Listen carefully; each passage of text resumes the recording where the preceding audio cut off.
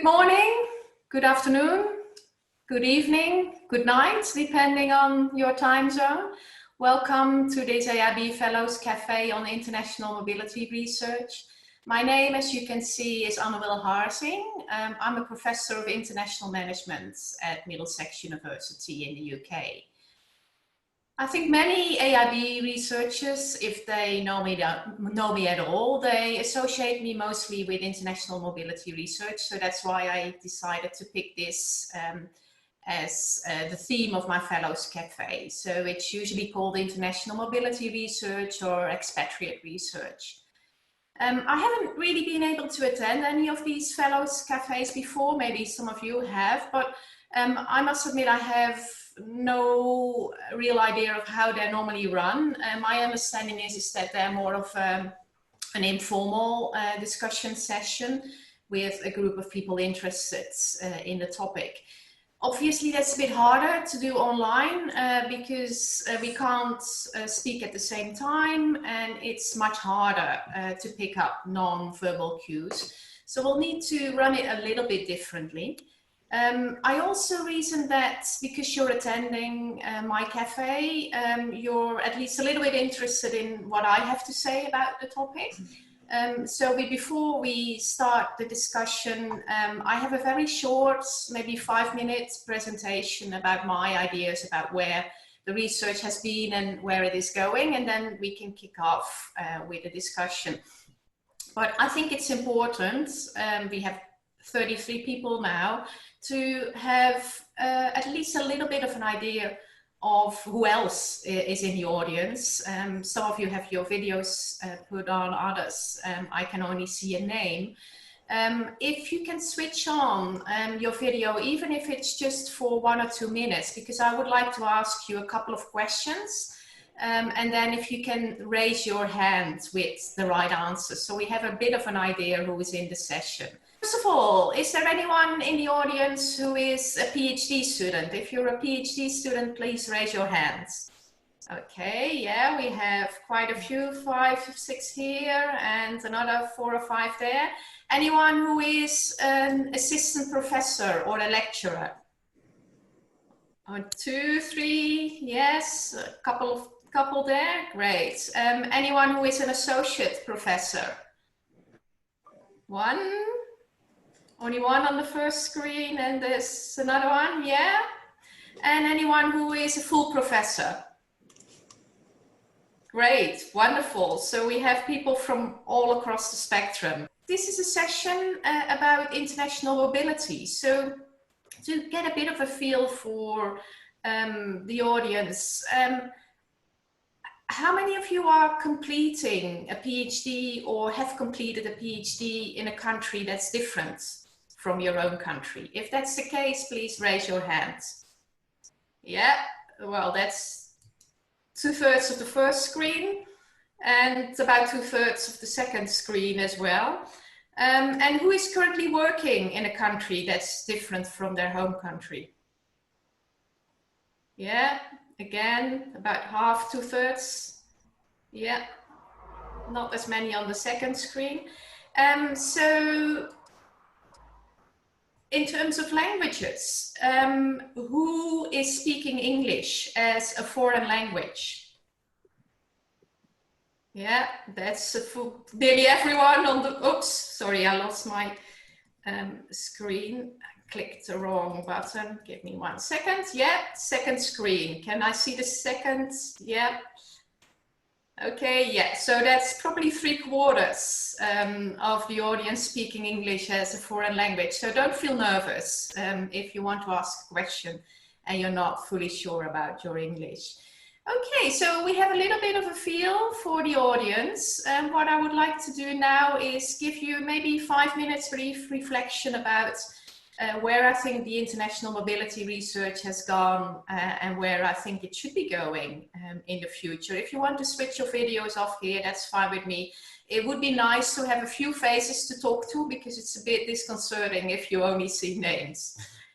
Okay, I'm going to share my screen now. So hopefully you'll see the PowerPoints coming up. If I look at international mobility research in, say, the 1970s, when it really started, until about the 1990s, which is the time that I did my PhD. I started my PhD in the early 90s. We see that the population that was studied in international mobility research was very much company-initiated expatriates only. So expatriates that were sent out by the headquarters of a multinational corporation to foreign subsidiaries. They were typically white, male expatriates with dependent wives, coming for what we call weird countries, Western educated, industrialized, rich, democratic countries, to going to developing countries. And the topics that were studied at the time were mostly around expatriate adjustment, expatriate performance, expatriate selection, training and compensation, the traditional HR roles. There's also a bit about why do we have expatriates in the first place, and what's the role of expatriation, but that was all very, very descriptive. So in terms of research methods, it was all about surveys and looking at some secondary data. And the analysis were, as I said, mostly descriptive or some very basic regression analysis. So that's what I was working with when I did my own PhD. But then in the 2000s and the 2010s, the population that was studied started to become much more varied. We started to study all sorts of expatriates. First, it started with self-initiated expatriates, impatriates, frequent travelers, female expatriates, LGBT expatriates, and then all sorts of different functional expatriates, academics, sports, military, humanitarian, and then different generations of expatriates. Millennial expatriates is one of them. But still, if we look at the countries, it was still largely focused on Western home countries. The topics, very similar to the first period, mostly adjustment, selection and training for all of these different groups that we have listed above. But we also saw a connection to the headquarters subsidiary literature and the knowledge-based views, and expatriates were started to be seen more as a way to transfer knowledge from headquarters to subsidiaries, and sometimes even from subsidiaries to headquarters. Research methods became much more varied in the sense that qualitative methods were also used, interview-based studies, small-scale surveys, and a lot of studies doing staffing research based on one particular Japanese database that had lots of data on Japanese companies, including the nationality of the managing director. I think I've seen at least 12 or 15 articles based on that database alone. So the field really developed as a separate, distinct field, especially at the European Academy of Management, that some of the Europeans among you might have attended. And it started to isolate itself a little bit from mainstream international business research. Lots of specialization in terms of different populations that were studied, lots of fragmented studies. And I guess it's only natural if it's a new field that's starting to find its identity and its place, but it didn't really lead to a coherent body of research, and one that was really picked up in the international business community as a whole. So if we talk about where it should go, I think really we should be starting to refocus and integrate research in this field much more. So first of all, look at the population that is studied. We started talking about self-initiated expatriates. But isn't that just another word for highly skilled migrants? What's the difference between self-initiated expatriates and migrants? And why are we only studying developed economies? We should start looking at emerging economies as a source of mobility. Impatriation has been studied quite a bit, but still is seen as kind of a secondary option. I think these days impatriation might actually be much more important than expatriation. In terms of the topics that are studied, I think we should really look towards the base disciplines for theoretical grounding, because a lot of the expatriate research has been very, very descriptive. So we could look, for instance, at strategy research, where we connect mobility with knowledge transfer, connect mobility with performance. So we're talking about the micro foundations approach, which has become very popular in strategy research. We could also look at the language and international business literature, and I know that one of you has done some work on this, because language really pervades every element of mobility. So there's a huge scope for connection between those two literatures. We could also look at the international organization behavior literature, because obviously expatriates are migrants as well. So they also experience the same identity struggles that migrants experience. There's also recent research about ethnic and cultural similarity between expatriates and host country nationals. And in particular, one of my PhD students has looked at whether expatriates that have the same ethnicity as the host country, but a different cultural identity, would have more or less difficulty in adapting to the host country and collaborating with locals. If we look at the HRM literature, we can connect to global talent management. So there's plenty of literatures and theories that we can draw on to inform international mobility research.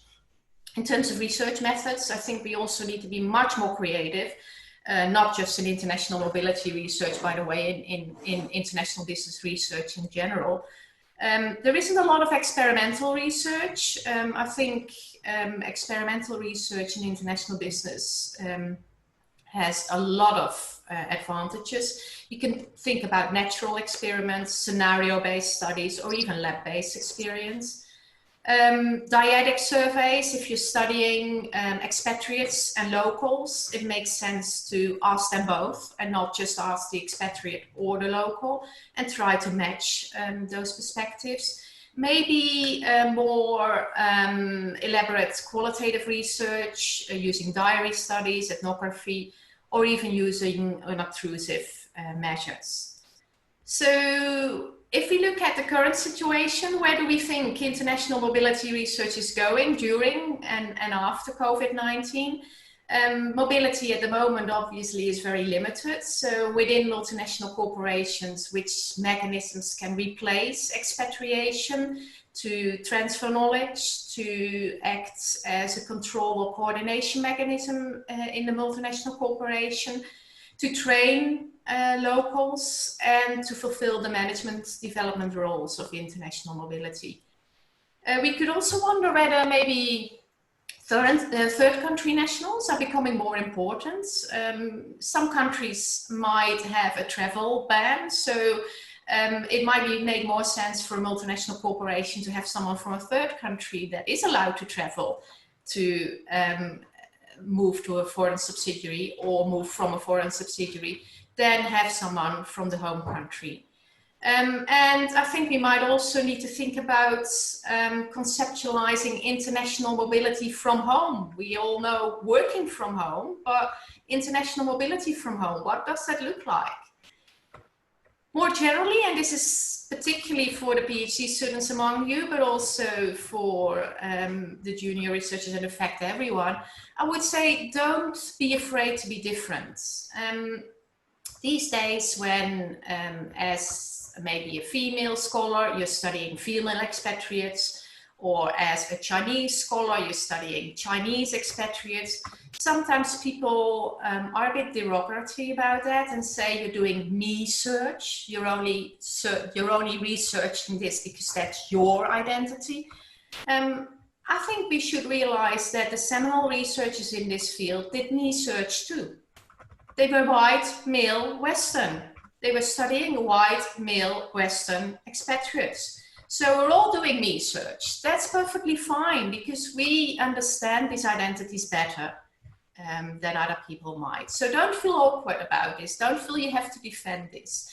I think demographically different researchers should be studying different populations and different topics, because that's your key advantage.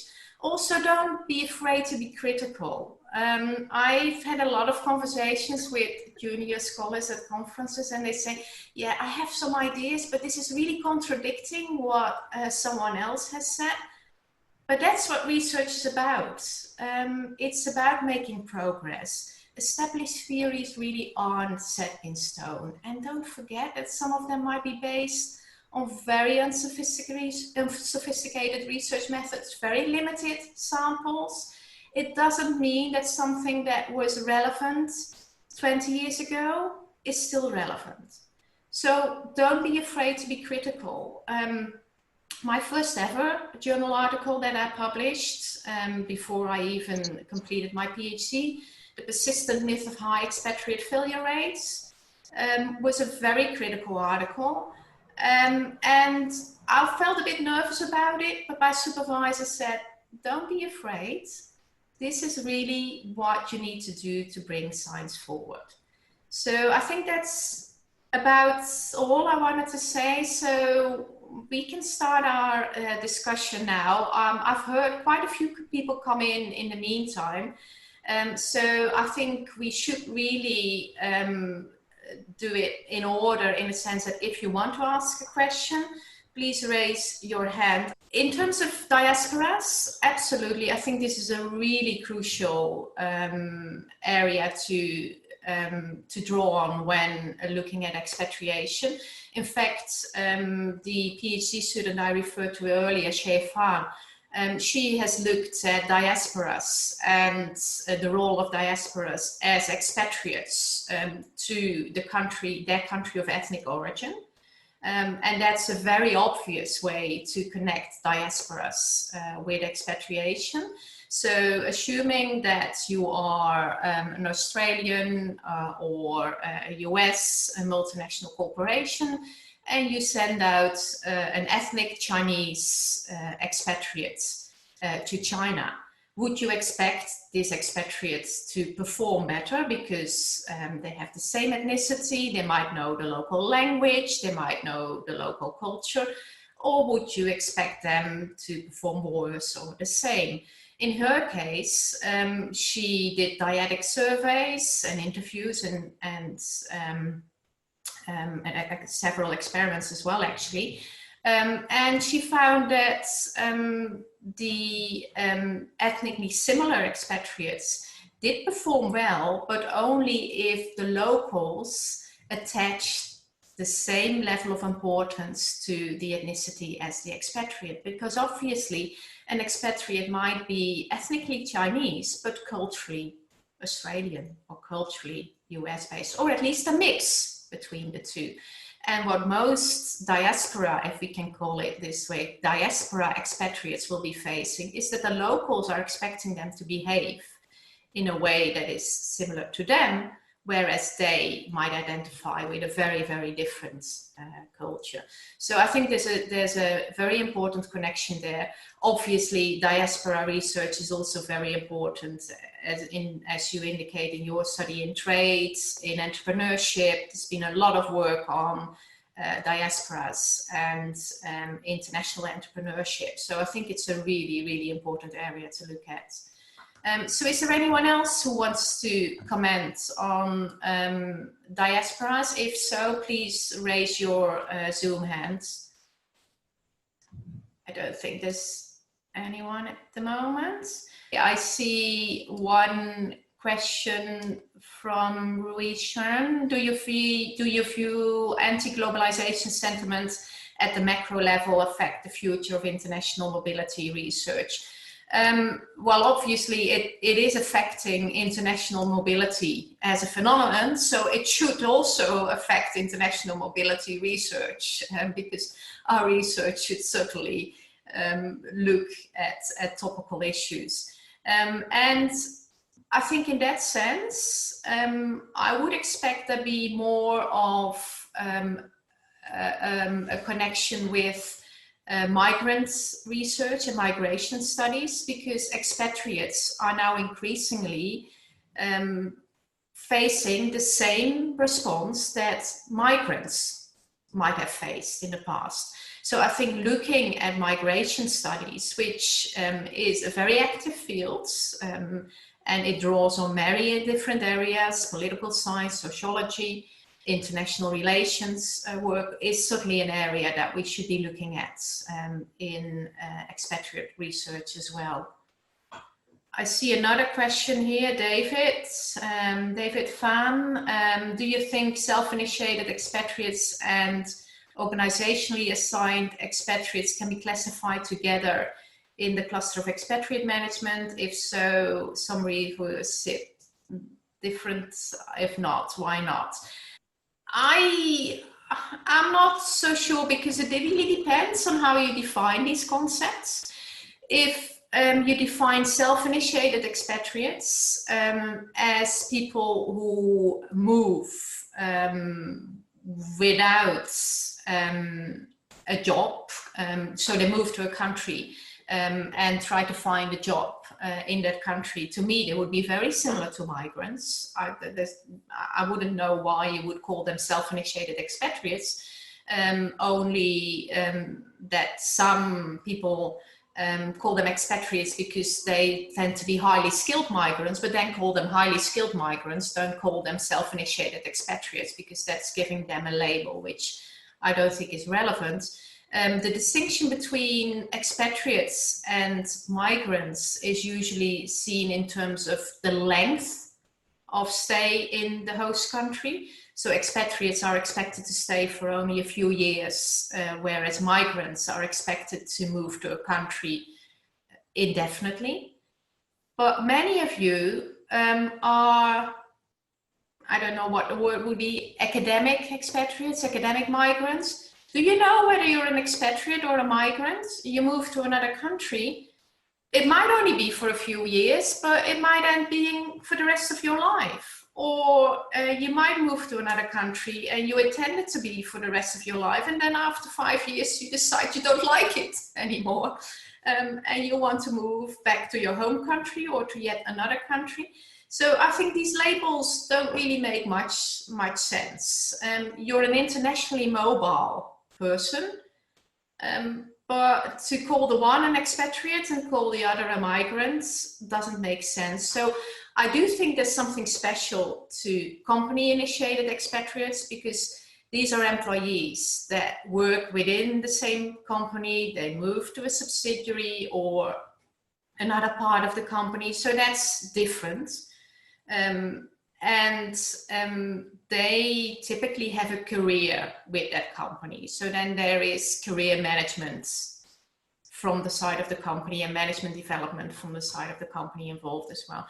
So I would see these as much more different from self-initiated expatriates, and self-initiated expatriates be closer to what we normally see as migrants. On the other hand, some people have said self-initiated expatriates are called expatriates because they move in a business context. They move for a job, and migrants not always move for a job. They might be political migrants. They might be refugees. So if you want to make that distinction, yes, self-initiated expatriates are closer to company-initiated expatriates because they move in the context of work. But I think these are all kind of very fine lines, and there have been a couple of articles trying to disentangle this mess that I think we've got ourselves into. The piece by Yvonne McNulty and Chris Brewster is particularly helpful in that respect, because they review all the definitions and they come up with some rules of thumb. I think it was published in the International Journal of Human Resource Management recently. But yes, it's all a matter of labels, and I think in the end, we're talking about internationally mobile people, and to me, there's very little difference between highly skilled migrants and self-initiated expatriates. I see another question about international entrepreneurship mobility. Can this be part of this research agenda? I suspect international entrepreneurial mobility would be very similar to self-initiated expatriates, depending on whether these people actually move. So if you're an international entrepreneur, but you stay in your own country, then it's not really international mobility. It's international trade, but it's not international mobility. If you migrate to another country, and then engage in entrepreneurship, maybe using your links in your home country or in other countries, yes, then it might be part of the same research stream. But I think it's really dependent on the mobility elements. So this field really looks at mobility and people physically being mobile. I think we have one Zoom hand, Rocio, who would like to ask a question personally. So let's give her the opportunity before we go back to the chat. Rocio? Yes, just wondering, I have not seen the concept of international mobility from home. No, me neither. I just made it up. So what are you referring to? I'm not referring to anything in particular. I thought it was just given that we are all working from home. I thought we could start thinking creatively, is there a way to be mobile from home? What does this involve? It doesn't involve physical mobility, but it might still involve mobility of the mind. How does this, so I literally just came up with this just before this session. So don't think this is kind of an established concept that you need to refer to. But if anyone wants to think this through and write about it, by all means do. Yes, please. I can't see your name, so yeah, Ruth, yeah. Yeah, I think it is actually quite relevant considering the reason about how Google and Facebook is encouraging people, you know, because they are not seeing how people can come back to office to work to a short time frame. So really relax the company policy on that. And in fact, I know some of my students are still on the job market, and then right now they are just trying to get a job everywhere they can. So those remote working opportunities gonna be increasing in the future. So it could be a potentially very good research stream. Yeah, and it could be seen as partly mobility from home. And you're very right, Ruby. We have actually just recruited at Middlesex University as well. And one of the academics we recruited is currently located in Brazil. And I think she will stay in Brazil for quite a while, but she will still teach for us. And we currently also have quite a few people teaching from China or from India. So as long as you're willing to bridge time zones and you're willing to teach late at night or even in the middle of the night if necessary, in a way this is mobility from home, because you are at least interacting with people from other countries, and there is the intention to be physically mobile once it is possible. So these are very different employment relationships. So I think there could be something in there. Diaspora, reverse mobility impact on home startup and the technology sector. This is interesting and already researched. It's not an area I know a lot about. I would see this more in the area of entrepreneurship, which is not a field I'm very familiar with. But I do know that there has been some research in this area. But I do think there's certainly scope for linking it better with the international entrepreneurship area. And I think that's important for any research, especially if you are a PhD student. Don't assume too readily that research hasn't been done yet. There's often been research in the area, but it might be labeled slightly differently. So before you start doing research in a particular area, and especially before claiming that your research is completely new, don't just do a literature search, because you might be searching with particular terms and you might find that there is no research coming up in your area. But then if you talk to someone else, they might say, oh yeah, but people in that field have been looking at this for 20 years, but you're just using the wrong terms to search. So when, as a PhD student, you're deciding on your topic, try to talk to as many people as possible and talk to people from different disciplinary areas, because they might be able to tell you about research in related areas that's not doing exactly what you're doing, but is helping you frame your study. Okay, so low status expatriates, employees, yep, mostly female researcher. Again, this is an area that we see much more research in the last couple of years even. Migration, first of all, starting with highly skilled migrants, now starting with low skilled migrants as well. I'm sure most of you have seen a special issue in Journal of International Business Policy recently on migration and migration policy, which is really looking at macro level developments in terms of migration and migration policy. And this is also impacting on multinational corporations, obviously. Exactly, nice reflection, Silvio. We see lots more working from home, and I think there's a real scope, especially for people working in teamwork, to now start to apply all of the issues we've been studying in teams to virtual teams as well. So are cultural differences still important in virtual teams and in virtual meetings? Language differences, are they becoming more difficult to deal with in virtual situations? Are there different cultural communication ways to engage with virtual meetings? I think there's a huge scope for applying all of the international organizational behavior research to a virtual context as well. In the past, we've seen some of that being done with, for instance, different communication styles, different email communication styles. But now there's much more scope, because such a great portion of the workforce is working virtually now. So I think there's a huge scope to do this.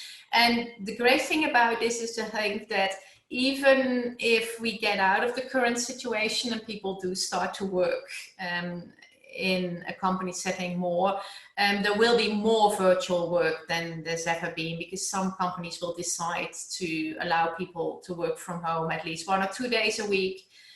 So it's not like you're starting to study this and then we get out of the COVID situation and then the topic is gone. No, this will be the future. People will continue to work virtually from now. So if you're interested in communication, language differences, cultural differences, teamwork, I think this is a really fruitful area. Let me see, I have, okay. That's a really nice reflection that anti-globalization sentiment will really be making globalization very, very, very hard. But given that we continue to work virtually, and all of you, I'm sure, now have experience in working virtually with your colleagues, teaching virtually, I think we need to start looking at mobility, maybe mobility from home.